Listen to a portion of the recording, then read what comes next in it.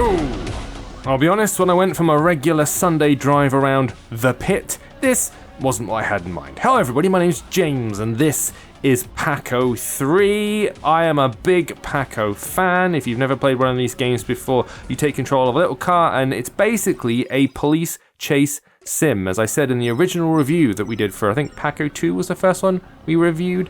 If you just take the police chase bits of GTA, that's what it is, stripped down to its bare essentials. This third version has changed the formula yet again while keeping the core components, and been playing it for a little bit, go drone go, and this is possibly the first Pako game I haven't been head over heels in love with. Now, that's not to say it's not good and there's not fun to be had, because there is, but there are some changes. So first of all, it's a series of more closed-in environments. When you play the original game, like I think even the first one, but certainly the second one, you're in a car, the car is much larger, you're out in the open plains, you're kind of riding around what looks like the American Midwest. There's a dude shooting out the window and you have to go and like collect things and do pickups and drop-offs and stuff like that at different points throughout the level. And you're constantly picking things up and dropping things off, and there's this flow, almost like a crazy taxi vibe to it. This is different. These have contained levels with little, here you go, little challenges you must complete. So I survived 30 seconds, no, 40 there,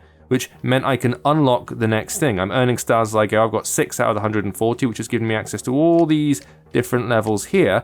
And I'm also picking up coins as I go as well. So if I go into a race, which is one of the new things they've added here, I can do races as well as just, random carnage. You can also purchase cars, for example. I can unlock this Originello R and play as that, and they all have different stats. You can see the speed, health, and everything. So there are additional elements they brought in. Now you could always unlock new cars and things like that. That's nothing new, but this, having like full-on different race modes, is. But what it means is it changes the feel of what the game is all about. Originally, the game had this kind of constant chaos to it, and a sense of, wow, the open road, if you know what I mean. Like, it made you feel like you were in the middle of a, I don't know, Dirty Harry or a Butch and Sundance or some kind of like massive chase cop movie.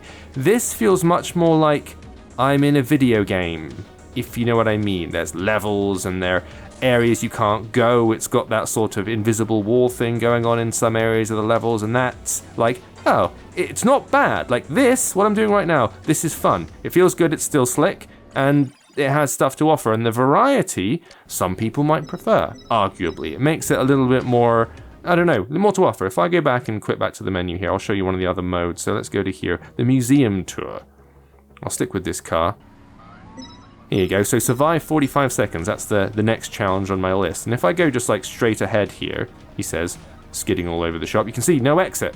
I'm suddenly hemmed in, and in the original game it did a very good job of, the original and the second game I should say, giving you the feeling the world was kind of endless. It was a cheat, it wasn't really endless, but you could kind of just keep going and it would either replicate areas or whatever. Now you can see there that by picking up those presents you wind up with additional powers that last for a short period of time. The magnet or the wrecking ball or the drone that you saw earlier, very cool. I'm going to try and reverse, but now I'm stuck in the tree. That's actually worked out quite well for me. Trying to avoid the cops is obviously the sensible thing to do if you want to stay alive. However, destroying the cops, smashing into them, gives you coins. Same thing with parked cars and stuff like that. So you kind of need to work out what sort of run are you doing. Are you trying to get the 45 seconds, in which case you want to avoid everything? Are you trying to get the coins, in which case you want to smash everything and maybe unlock a car that's got a huge amount of damage so you can just keep smashing into stuff without exploding? So there is there's a tactical element there as well, which is quite nice. And the basic, honest to goodness steer, just left and right tap on the screen, tap both at the same time to do a great big skid like that and smash into something. And then every time you finish, you have done something. Even if it's just picked up a few coins, it's never like a complete waste. Here's one that's quite tough. If we go up here, you're on the top of this skyscraper. And this is the one that made me feel like most claustrophobic, if you know what I mean. Those little explosions that you see cooking in different parts of the screen, these little white domes, they are either cops or they can be present. So it's kind of like you want to hover around them and see what they turn into. Sometimes just a cop car will burst out and you're boned. Sometimes it'll be a present and, you can go and grab it or whatever. So the smash and crash is still here. The game still exists. I can still feel the moments of thrill and excitement that come from skidding around like a crazy person. I don't think this is as compelling as the first 2 games, or even Pako Forever, which came afterwards, which kind of pioneered the endless mode aspect of the game.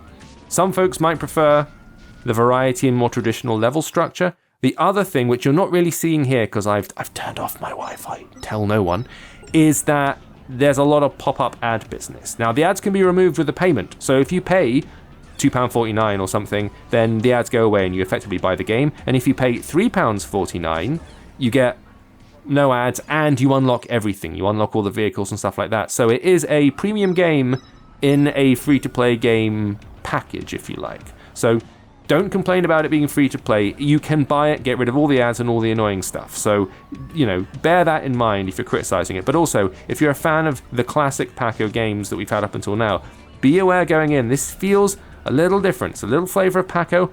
I'm not sure it's as delicious as the ones that came before it, but I'm not having a bad time and I'm going to be playing it a bit more. So it's free to download, currently available on iOS. It's saying early access on Google Play when I look at it on the App Store, but either way, you should be able to get hold of it. Pako 3, thank you for watching. I'll see you next time.